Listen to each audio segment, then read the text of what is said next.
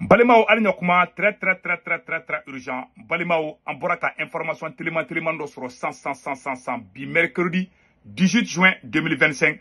Aywa ko faya kononala. Noé ni Bamako tchè 20 km ye. Malion ko Bamachi wale mogo ba yoro la de. Aya kolosi de. Segu taga sira la faya kono. Malion munu beta charbon ni loko ni fona faya kono. Awa ko fara ko Bambachi wale mogobe wukona ina de aya kolosi de ani Bamako tchè 20 km bi. Ambora ko information télément do soro. Amba fo malien bengena malien be ansere ala nyabala. Malien be nyabala. Asimi gota be ka tagamasen kura dota. Asimi gota ka politiki avec ka fanga di Bambachi wale mogo ma chugumina menanda do sekere la bi malien de bala de ga partager. Yaro CNDH mogo Commission des droits de l'homme ni Mali yere ta do tubabu ta te de France ta te de Mali yere ta olu pora ka communiquer do pla Malion amena tla kanda do bela jelina Malion anga do ka nga jamana sino mumbe ka ke Mali kono te Mali arranger Malion Mali be niveau mina Mali mako ba debe ki bulu di nyokoma di Mali mako te kanga nyoko anga keleke berita ka wulika dimia bo keleke nyokona Malion ni ne ya fo angena bi mumbe ka ke Mali kono bi ntena da ataki munu be ka ke ntena da do lula beba do ataki be ka ke me olu fe ntena da do la comme armée makuma ko ambe mba ese kan réserve woro la sinon o rimaro fana be sina me ntenda do da folo me mu ngeni kalama mba fo tuguni aywa aya fanga surasu nyena Mali surasi do be aya fo nyena ko mo na ye me mo da parce que anya me ku ya almami do faka anya me ka almami do faka na ye mo mine anaga soro atigibe kama Bambachi wale mogo mara aya minakata di justice ka buluka au kana maufa au kana justice randa were amba udeli anya ba fencha mana menete na fekanda do detail ula anyo information fana soro donc c'est ça CNDH mogo yo communiquer mu bla mena o fana fo ani segu faya kono be ka fe plan muna bembi segu faya ka ngono be inde segu taka sara la faya kono na ube inde tiere do ne voilà c'est ça.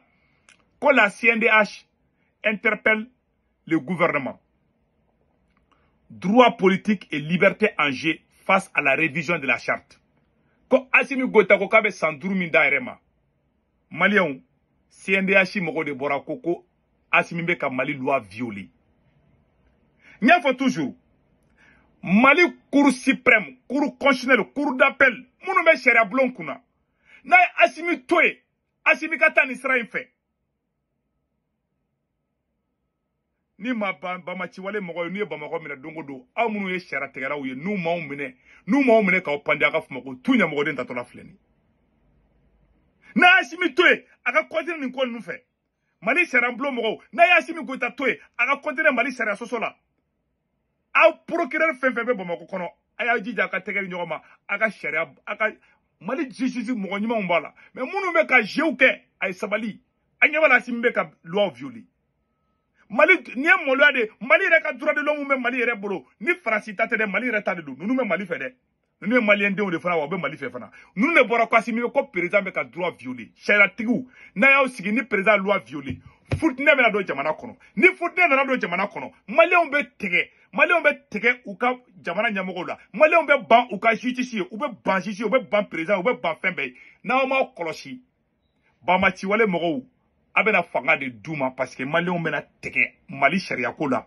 Malion mena teke Mali nyamogo la no kera domina Bambachi wale maobe fanga soro nu ye fanga soro nu dona Bamako kono domina aw munu ye sharia teke la wi ubu nyeshi aw de folo mani fintigi la kaw nu ma ulibo aka fuma ko tunya mogodi mun kera siriya yawi nera maden deguna be taka ere da faka bagama siriya ye tegere fo Bambachi wale do sigile me siri kunabi beba do tero a sigile fle siri kunabi a dona domina siri on ye tegere fakun parce que président me kumbe amai ala ka Mali kiso nyoko na sima Assimi Goïta be loi violée mina be ka fanga de terroristes mabi nin korana che de pas dona mana ko la Mali be ka dugu chama perdi malien chama de be ka mo nde me bi voilà la vérité parce que bet kera fanga ina amunu be sharia ko kuna ko murike mi ko ala ko jembe wuli ate fana ka wala hako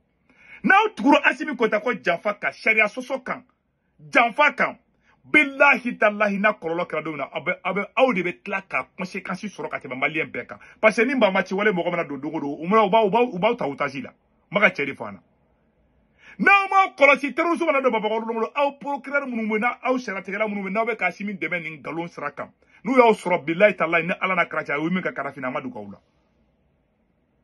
ni jamana in bina a kɔlɔlɔ bɛ bi aw de fɔlɔ kan parce que u tɛna se population civile ma u b'u ɲɛsin aw kiritigɛlaw ani aw sinitigilakaw de la u b'u ɲɛsin aw de ma u bɛ k'aw de kɛlɛ même dans les régions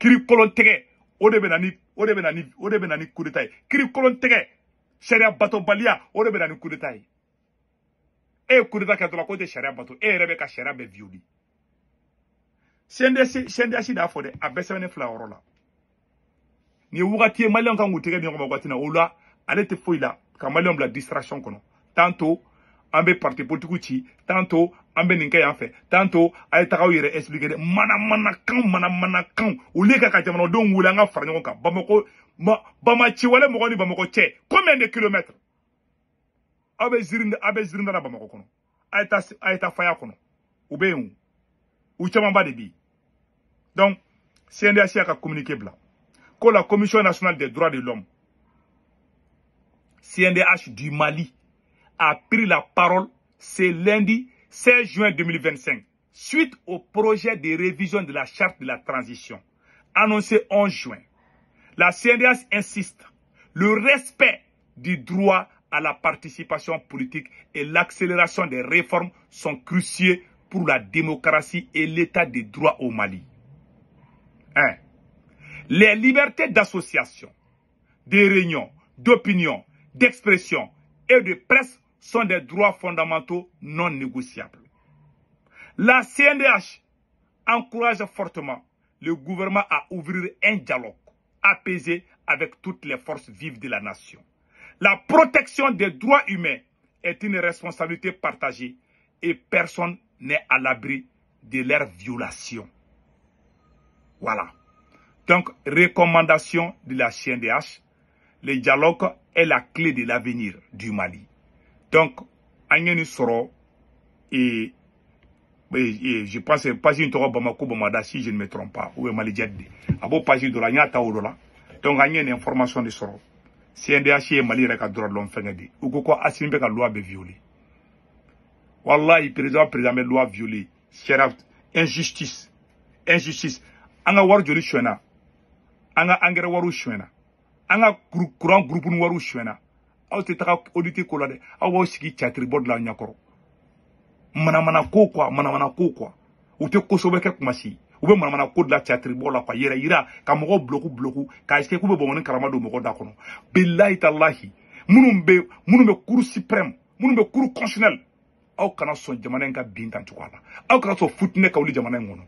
Fuguri be wuli. Be ba don die orosite ko ni injustice ke ko jamana don bu siki kilaje. Aw munu be Mali blomba kuna. Ala Mali sharia ku bon kalfa aw munna. Naw tukuro asimi konna. Ni terusu ya Bamako mena dongo do nu maw libo ka fuma ko tunya moko den tato fleni. Nu ya lebu Malien do be tekere fu no fe. Na make na itungara de ka fo nya moko den tato fleni. Ne tekere fu no fe parce que ne tout fait. Mais Malien do ba kede munu konna filino munu yo jigila tekera sharia tekela. Nu ya mena dongo do nu ma tekere fa ka fuma pu. Appelle na krache. Nu ya mena dongo do bila obe koda auka garange mamunda baguluka ne kene ba fanyana. Je ne souhaite pas, c'est pas mon souhait. Mais mon mekake, c'est très grave. Bébé kafo, Dieu bébé kafo. Ou be loi violée, ou be la loi claire, ou be kale kanfo, ou be la ku kale au ba kalama, ala ba kalama, male bébé kalama, ou be ku kale kan violé, ou be ku sago de keka maliko ke yere sago ke. Au sigili, au benya bala. Mena bina. Ate fa ko de. Ne kene ba fanyana. Personne n'est à l'abri aujourd'hui au Mali. Ouatimina, Shera Kumeka Bato, Mali tout à l'ébé. Jamana Shera te Bato, o Jamana Arate Bargadoula. Au de flek, Aka Shera Kolomunbeka Tage Mali Kono, Ani Jamfa Munubeka, Loi Soso Bamun commencera à damner, Maï Baba, Chiwale Mogobeka Fanga Sorobi. Voilà la vérité. Avec Jamana Degoudo Mogola. Maminta Kumakam Bato, Horonte, Ma Genionte. Hali Mamang Yaoudou Kalfa Mala, Maminta Kumakam Bato. Voilà la vérité. Nye yere wolo kuma de fois wa yere wolo denw de b'a famu. Nye horon kuma de fois wa horon denw de b'a famu. Awa ne bɔra kuma la. Malien minnu bɛ France, Italie, Espagne, Angleterre, Amérique, kanda ka wari ci nɔgɔ la. A bɛ Senwave application télécharger ka téléphone kɔnɔ la. N'a Senwave application télécharger a bɛ ne seko tɔgɔ ka code promo do urgent na urgent do 10 € bɛ na o y'aw yɛrɛ ta. O kɔfɛ a b'a ka banque information bɛ don ka Senwave application kɔnɔ la. Aw somɔgɔw bɛ Mali la, Sénégal, Côte d'Ivoire, Cameroun. A b'olu ka Orange numéro enregistré ka téléphone kɔnɔ. Anu tɔgɔ m'u ka carte kan. N'a wari ci o b'a sɔrɔ Orange Money la sur place. Senwave la solution.